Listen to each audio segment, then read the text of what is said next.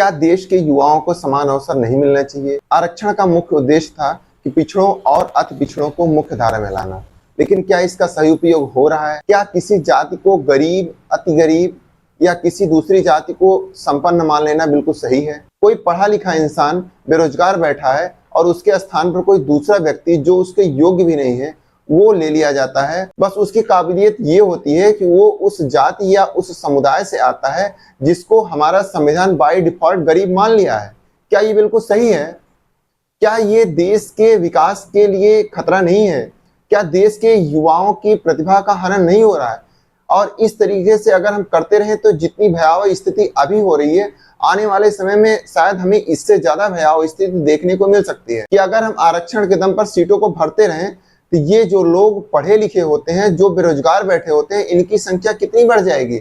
और साथ में ये गलत इसलिए होगा कि ये उसके योग्य भी हैं। क्या किसी प्रतिभावान व्यक्ति की प्रतिभा का लाभ देश ना ले सके क्योंकि वह उस आरक्षित समुदाय से नहीं आता, और दूसरा जो उसके स्थान पर काम कर रहा है वो सिर्फ उस जाति या उस समुदाय से आता है जो एक आरक्षित जाति है?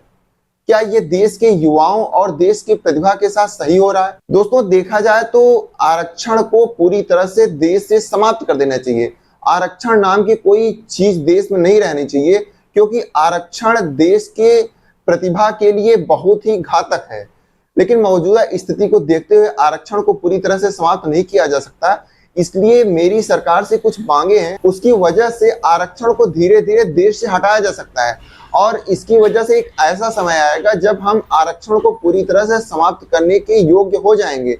तब उस समय देश से आरक्षण को पूरी तरह खत्म कर दिया जाएगा। रिजर्वेशन नाम की कोई चीज नहीं रहेगी इस देश में। दोस्तों, मेरी सरकार से पहली मांग ये है कि कास्ट बेस्ड रिजर्वेशन नहीं होना चाहिए, बल्कि इनकम बेस्ड रिजर्वेशन होना चाहिए। कि किस परिवार की कितनी इनकम है, उसके घर में कितना पैसा आ रहा है, इसके आधार पर आरक्षण दिया जाए, ना कि वो किस जाति से आता है, किस समुदाय से आता है, इस आधार पर आरक्षण दिया जाए। मेरी सरकार से दूसरी मांग ये है कि एक परिवार को एक रिजर्वेशन और एक ही बार दिया जाए, या तो एजुकेशन में या तो जॉब में। अगर एजुकेशन में उसको रिजर्वेशन दे दिया गया है तो वह युवा अपने आप को इतना समर्थ बना ले कि उसको जॉब में रिजर्वेशन की जरूरत ना पड़े।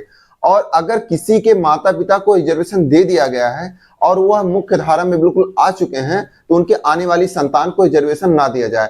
होता यह है दोस्तों कि अगर किसी के माता पिता को रिजर्वेशन दे दिया जाए, वो मुख्य धारा में आ भी जाते हैं, पूरी तरह से वो समर्थवान हो जाते हैं, लेकिन उसके बाद भी उनके बच्चों को रिजर्वेशन इसलिए दिया जाता है क्योंकि वो उस कास्ट से आते हैं। दोस्तों, ऐसा बिल्कुल भी नहीं होना चाहिए। अगर किसी परिवार को एक बार रिजर्वेशन दे दिया गया है और वो उसका लाभ लेकर अपनी स्थिति को बेहतर बना चुके हैं, तो फिर आने वाली संतान, आने वाली जनरेशन को रिजर्वेशन ना दिया जाए।